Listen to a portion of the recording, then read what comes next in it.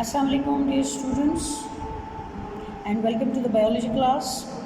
In today's class we are going to discuss about the task from home which you people are going to do at home in the month of May with the help of your biology book which you already have with you, and with the help of these notes which will be given to you people from the school. And the task will be given to you people in printed form like this. So you are going to take this task, the notes from the school, and with the help of notes and book you are going to complete the task. Now you can see that the task for the month of May, that is being prepared from the unit number 4, that is cells and tissue. So for that you will need a copy. अगर आपके पास जो है वो 8th class की copy है which is half filled, यानी आधी की आधी कॉपी जो है वो बची हुई है, तो you can use that notebook. ठीक है, वो नोटबुक आप इस्तेमाल कर सकते हैं. उसको आगे कंटिन्यू करें, बीच में फोल्ड कर लें पेज और उसको आगे कंटिन्यू करें. But if in your notebook you are left with few pages, then there is no use of utilizing that copy, that notebook, buy a new one for yourself. तो ये notebook फिर नहीं आपने ख़रीदनी है. अगर थोड़े पेजेस जो हैं वो आपकी 8 की कॉपी में बचे हुए हैं तो फिर आप नए से नई नोटबुक अपने लिए लेंगे. ठीक है. अच्छा, अब जैसे आपके पास ये कॉपी है तो कॉपी पे नाम होना चाहिए. यहाँ पर तो खैर 7 लिखा हुआ है, 9th क्लास है आपकी और बायोलॉजी का सब्जेक्ट है आपका. ठीक है. Then you are going to fill the particulars over here. नाम लिखना है, फिर सब्जेक्ट, क्लास, ये सब आपने लिखना है. ठीक है. Then you are going to write down the course content like this. अपनी कॉपी में आपने, अच्छा, काम जो आप करेंगे वो बहुत ही नीटली करेंगे बच्चे. जो आपने काम करना है अपनी कॉपी में, क्योंकि यही बायोलॉजी की नोटबुक जो है इसको फर्दर फिर आप कंटिन्यू रखेंगे जब आप फिज़िकल क्लासेस में आएंगे स्कूल में इंशाल्लाह, तो इसी नोटबुक में फिर फर्दर हम आपको काम कराएंगे. तो इसलिए स्टार्ट आपने अपनी कॉपी का जो है वो बहुत ही नीट लेना है. ठीक है. इस तरह से आपने course content for the mid term 2021-22 लिखना है, फिर यूनिट नंबर, फिर चैप्टर नेम. ये आपका यूनिट नंबर 4, 5 और 6 जो हैं ये मिड टर्म के कोर्स में आते हैं. इनके नाम आपने लिख लेने हैं और इसी तरह से खूबसूरत पेज जो है वो नीटली आपने बनाना है कोर्स कंटेंट्स का. और कोर्स कंटेंट जब आप लिख लेते हैं तो फिर उसके बाद you are going to make the title page for the chapter. Unit number 1 के लिए आपने टाइटल पेज बनाना है और उसको आप कोई भी, ज़रूरी नहीं है कि आप ये वाला पैटर्न उसको दें, आप कोई भी, आप लोगों ने ऑलरेडी जो है वो 8 में लर्न किया हुआ है, आपको सिखाया गया है. आप 9th क्लास में हैं तो आपको पता है कि किस तरह से आपने प्रेजेंटेशन पैटर्न्स के थ्रू जो है वो नीट काम करना है, प्रेजेंटेबल काम करना है. तो किसी भी खूबसूरत पैटर्न में आप अपना टाइटल पेज जो है वो रेडी कर सकते हैं. वर्क फ्रॉम होम May 2021 आपने यहाँ पर इस तरह से लिखना है. Then you are going to start from the first question. आप किस तरह से करेंगे, अब आप तरीका जो है वो ज़रा देख लें. आपको आता भी है लेकिन फिर भी थोड़ा सा ज़रा मैं रिमाइंडर आपको दे दूं, क्योंकि बाज़ बच्चे जो हैं वो बहुत ज़्यादा रफ़ काम करते हैं और बिल्कुल जान छुड़ाते हैं. और ये आपकी नीट कॉपी है that presents you that how studious and how hard working student you are. ठीक है. अब यहाँ पर देखें, आपने शॉर्ट क्वेश्चंस की हेडिंग दे देनी है. डेट आप जिस दिन काम कर रहे हैं वो डेट आपने यहाँ पर लिखनी है. शॉर्ट क्वेश्चंस की आपने हेडिंग ब्लैक मार्कर से दे दी है. ये देखें, हमारा जो फर्स्ट लेटर होता है वर्ड का, उसको हम जो है वो इन 2 लाइन्स में लाते हैं. देखिए यहाँ पर क्वेश्चन का क्यू जो है, और बाकी आप लाइन टू लाइन तमाम के तमाम लेटर्स जो हैं वो लिखते हैं. डबल अंडरलाइन करें, एक लाइन जो है वो आप ब्रॉड रखते हैं, दूसरी आप थिन रखते हैं. फिर आप क्वेश्चन जो है वो ब्लू मार्कर के साथ लिखेंगे, that is define light microscopy and electron microscopy. ये आपके शॉर्ट क्वेश्चन में पहला क्वेश्चन है. ठीक है. Define light microscopy and electron microscopy. आपने क्वेश्चन लिख लिया. देखें, हेडिंग जो आपने दी है शॉर्ट क्वेश्चन की, उसके बाद लाइन ज़रूर छोड़नी है। फिर आपने क्वेश्चन ब्लू मार्कर से लिखा है तो उसके बाद भी आपने लाइन छोड़नी है, क्योंकि जब आप एक दूसरे में घुसा के लिखते हैं, स्पेस वन लाइन का नहीं देते हैं, तो वो फिर नीट लुक नहीं आती है। तो अब आप पहले लाइट माइक्रोस्कोपी को डिफ़ाइन करने जा रहे हैं, तो आपने ब्लैक मार्कर से लाइट माइक्रोस्कोपी की हेडिंग इसी तरह से लिखनी है कि हर वर्ड का जो फर्स्ट लेटर होगा तो that will come in these 2 lines. बाकी तमाम वर्ड्स जो होंगे, लेटर्स जो होंगे वो इस एक लाइन में आ जाएंगे। ठीक है, यहाँ पर देखें।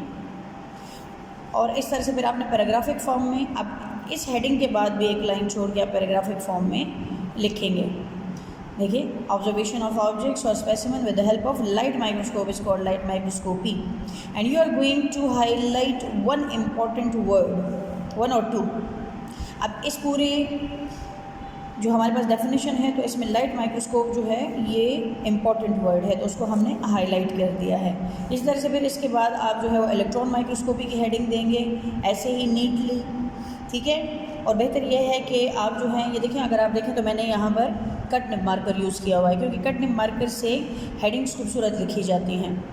तो आप भी कट निब मार्कर जो है वो हेडिंग के लिए यूज़ कर सकते हैं। ठीक, और यहाँ पर आप देखें ये शेडिंग। अच्छा, इसके अलावा आप चाहें तो आप हेडिंग को भी पैटर्न्स दे सकते हैं। मैंने यहाँ पर सिंपल डबल लाइन किया हुआ है, शेड किया हुआ है।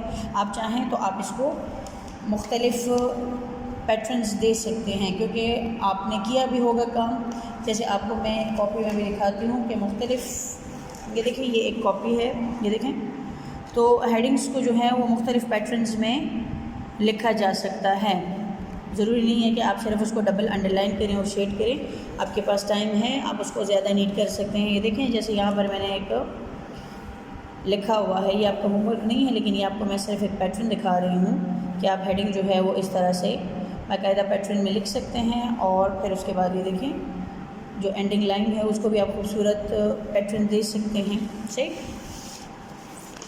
तो ये आपका क्वेश्चन हो जाता है। उसके बाद जो है वो फिर हमारे पास आपका नेक्स्ट क्वेश्चन आता है, और नेक्स्ट क्वेश्चन जो है वो है that is about the right main points of cell theory. Main points of cell theory. अब पिछले वाले क्वेश्चन के साथ डायग्राम नहीं थी और इस क्वेश्चन के साथ डायग्राम है। सेल थ्योरी, आपसे सिर्फ main points of cell theory मांगा गया है, लेकिन जब आप इसका आंसर अटैम्प्ट करेंगे तो आप सेल थ्योरी का थोड़ा सा इंट्रो जो है वो देंगे, एक छोटा सा paragraph, that who proposed the cell theory. ठीक है, तो सेल थ्योरी की जो हेडिंग है वो मेजर हेडिंग है, उसका हमने जो है वो ब्लैक मार्कर से लिखा है, और इसके वर्ड का जो फर्स्ट लेटर है हर वर्ड का वो 2 लाइन्स को कवर कर रहा है। देखिए यहाँ पर टी और इधर सी। और फिर हमने जो सब हेडिंग है मेन पॉइंट्स, उसको हमने ब्लू कट मार्कर से लिखा है, लेकिन इसको सब हेडिंग के जितने भी लेटर्स हैं वो तमाम के तमाम इन 2 लाइनों के बीच में आ रहे हैं, यानी इसको क्रॉस नहीं कर रहे हैं। ठीक है, तो ये थोड़ा सा डिफरेंस आ जाता है कि मेजर हेडिंग और सब हेडिंग में। इसको आप इस तरह से फॉलो कर सकते हैं। यहाँ पर हमने श्वान और श्लीडन के नाम जो है उनको हाईलाइट कर दिया है, ताकि चेकर जो है हाईलाइटेड वर्ड्स को देख के ही उसे पता चल जाए कि आपने जो आंसर लिखा हुआ है तो that is the correct one. अमूमन हाईलाइटिंग हम इसीलिए करते होते हैं कि बोर्ड में जिस वक्त आपका पेपर चेक होता है तो उस वक्त पूरे पॉइंट्स पढ़ने के लिए उनके पास टाइम नहीं होता, तो मेजर जो वर्ड्स इम्पॉर्टेंट उस पॉइंट का होता है उसको जब आपने हाईलाइट किया होता है तो हाईलाइटेड वर्ड्स को देख के ही अंदाज़ा हो जाता है that you have attempted the full answer. तो इसलिए आपको हम ये ट्रेनिंग जो है जिस वक्त आप कॉपीज़ में नोटबुक्स में काम करते हैं तो हम देते हैं, और आपसे हम हर पॉइंट में एक इम्पॉर्टेंट वर्ड जो होता है वो मस्ट हाईलाइट करवाते हैं। जैसे यहाँ पर मेडअप को, that all animals and plants are made of cells and cell products. Some organisms are made up of one cell and some are made up of many cells. तो इधर made up का है, फिर unit यहाँ पर second में, और third point में प्री एग्जिस्टिंग जो है ये वाला वर्ड इसको हमने हाईलाइट किया हुआ है। मार्जिन लाइन जो है वो आपने नीटली लगानी है। ठीक है, फिर उसके बाद इसके सामने देखें जो बायोलॉजी में डायग्राम की प्रॉपर प्लेसमेंट बहुत ज़्यादा ज़रूरी है। अब आपने क्वेश्चन का आंसर जो है वो यहाँ पर शुरू कर लिया है, ठीक है। अब अगर फ़र्ज़ करें ये क्वेश्चन तो खैर यहाँ पर ख़त्म हो गया ना, अगर इसका आंसर यहाँ पर ख़त्म ना भी होता, ये आगे जाता कंटिन्यू होता, तो भी आपने क्या करना था, आप ये सामने वाला पेज जो है इसको आपने डायग्राम के लिए छोड़ना था और आपने अपना आंसर जो है वो नेक्स्ट पेज पे जाके कंप्लीट करना था। बस बच्चे क्या करते हैं कि वो लिखते जाते हैं और आंसर जो है वो यहाँ पर इस पेज पे लाके कंप्लीट कर देते हैं और डायग्राम जो है वो फिर बैक पे बना देते हैं। इसका फ़ायदा नहीं है बच्चे, इसका नुकसान है। और वो क्या नुकसान है कि जब बोर्ड में आप इस तरह से करते हैं ना एग्ज़ाम में, कि आप आंसर सारा जो है वो इधर कंप्लीट कर लेते हैं और आखिर में जाके जो है वो आप डायग्राम बना लेते हैं, तो जो चेकर है उसने यहाँ पर टिक्स लगा लिए हैं, आपको जितने मार्क्स उसने देने होते हैं वो यहाँ पर दे देता है क्योंकि आंसर कंप्लीट है। फिर जब वो पेज पलटता है तो डायग्राम दूसरे साइड पे है, तो उस डायग्राम का कोई फ़ायदा नहीं है। न तो वो उस चेकर को इंस्पायर कर सकता है, न वो आपके क्वेश्चन के आंसर में मार्क्स जो है उसमें आपकी हेल्प कर सकता है। तो इसलिए उस डायग्राम को सिर्फ टिक लगा के आगे बढ़ेगा। तो इसलिए हम आप स्टूडेंट्स से हमेशा ये कहते हैं कि बच्चे डायग्राम जो है that must be placed in the mid of your answer. इसको अपने आंसर के मिड में एडजस्ट करें, ठीक है ना। तो यहाँ पर अब डायग्राम जो है, और हमेशा इसके लिए आपने ये वाला साइड जो है वो यूज़ करना है डायग्राम के लिए, not this one. Try to draw the diagram on this side, not this one. ये जो आपका राइट हैंड जिस पे है ना, राइट हैंड साइड, आप जब कॉपी खोलते हैं तो जो राइट हैंड साइड है पेज, इस पे आप डायग्राम जो है वो बनाया करें, ठीक है, नॉट ऑन लेफ़्ट। अब ये देखें, इसके साथ जो डायग्राम मैंने बनाई हुई है यहाँ पर, ये है प्लांट सेल। आप एनिमल सेल भी बना सकते हैं, प्लांट सेल भी बना सकते हैं। तो रेफरेंस के तौर पे ये डायग्राम इस क्वेश्चन के साथ मैंने बनाई हुई। अब डायग्राम बनाने का तरीका ये है कि डायग्राम के लिए आप जो ब्लॉक बनाते हैं, ये देखें ऊपर 3 लाइन्स छोड़ के, नीचे 4, 5, 6 लाइनें छोड़ के, आप जितनी आपकी डायग्राम है बिल्कुल पेज के दरमियान में सबसे पहले आप डायग्राम बनाएँ, सॉरी ब्लॉक बनाएं, नॉट डायग्राम। सबसे पहले आपने जो बनाना है तो दैट इज़ द ब्लॉक। तो नीट ब्लॉक आप बनाएं। फिर अब आपकी ये वाली डायग्राम जो है, इसको अगर आप बुक में देखें तो इसकी दोनों साइड पे लेबलिंग्स आते हैं। अव्वल तो हमारी कोशिश ये होती है कि हम सिर्फ ये साइड जो है राइट साइड लेबलिंग के लिए इस्तेमाल करें। मोस्टली हमारी कोशिश ये होती है, और ज़्यादातर डायग्राम्स में राइट साइड यूज़ भी होता है, लेकिन समटाइम्स डायग्राम्स ऐसी होती हैं कि उनकी डबल साइड। आप देखें, अगर मैं ये जो गोल्जी, ये सॉरी रफ एंडोप्लाज्मिक रेटिकुलम जो यहाँ पर है, न्यूक्लियस जो यहाँ पर है, अब अगर इसको मैं इस साइड पे लेबल करूँगी तो मैं ये देखें न्यूक्लियस से अगर मैं लाइन लगाना शुरू करूँगी तो ये मेरे पूरे सेल के ऊपर से गुजरती हुई ये लाइन यहाँ पर आएगी, तो उससे डायग्राम बहुत ज़्यादा अनटाइडी हो जाती है।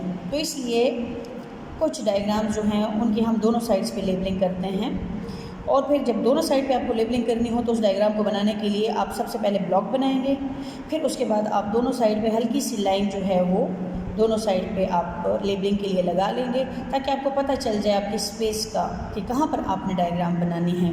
तो अब ये स्पेस आपके लिए जो अवेलेबल होती है उसमें फिर आप नीट डायग्राम बनाते हैं। ना डायग्राम बहुत ज़्यादा बड़ी हो, ना बहुत छोटी हो, ना बिल्कुल कोई किसी कॉर्नर में घुसी हुई हो, ठीक है। प्रॉपर सही बैलेंस खूबसूरत डायग्राम आप बनाएं, और डायग्राम का नाम जो है वो उसके नीचे नीटली आपने कैपिटल में लिखना है। जो आप लेबलिंग करेंगे वो भी कैपिटल लेटर में करेंगे, उसकी डबल अंडरलाइनिंग करेंगे। बाज़ बच्चे जो हैं वो और ज़्यादा इसको खूबसूरत बनाते हैं, यानी वो जो लेबलिंग की भी शेडिंग कर लेते हैं। तो आप जितना भी चाहें नीटली खूबसूरत काम कर सकते हैं, ठीक है। अब इसमें मैं आपको जो है वो कुछ डायग्राम्स जो आपको दी भी गई हैं, जैसे अब यहाँ पर देखें ये एक डायग्राम है, जी दिस इज़ द डायग्राम। ये भी आपको टास्क में दी गई है, और ये है, ये देखें सेकंड क्वेश्चन जो आपका है, draw neat and label diagram structure of cell membrane. तो ये देखें ये सेल मेम्ब्रेन का स्ट्रक्चर है। ये देखिए ये अब एक और पैटर्न में ब्लॉक जो है वो बन सकता है, ठीक है। ये डायग्राम का नाम आप देखें, ये अब इस तरह की डायग्राम है, तो इसकी लेबलिंग जो है वो हमने ऐसे की हुई है, और फिर लेबलिंग को जो है वो आप शेड भी कर सकते हैं। तो बहुत ही खूबसूरत और नीट डायग्राम आप चाहें तो बना सकते हैं। ये देखें ये माइटोकॉन्ड्रिया की डायग्राम इस तरह से बनी हुई है, ये भी आपको बनानी है इस चैप्टर के लिए। इसकी प्रैक्टिस भी करेंगे, आप जब आएंगे इंशाल्लाह फिर और भी डायग्राम्स जो हैं वो किस तरह से बनाते हैं और कैसे उसके लिए ब्लॉक्स रेडी किए जाते हैं वो आपको दिखाएंगे। ये देखें एक और डायग्राम है इसी चैप्टर से, गोल्जी ऑपरेटर्स की, जिसके लिए हमने राइट साइड यूज़ किया हुआ है लेबलिंग के लिए, ठीक है।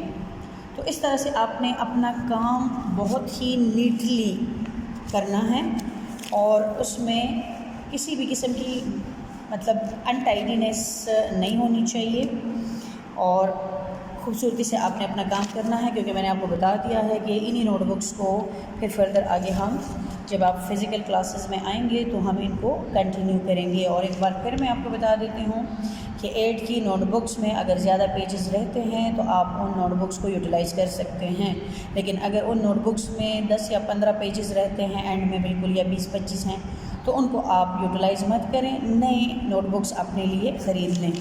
ये मई का टास्क, ये इसकी हार्ड कॉपी और ये नोट्स जो हैं इस चैप्टर के, ये आपको स्कूल से मिलेंगे। ओके बच्चे, अल्लाह हाफ़िज़।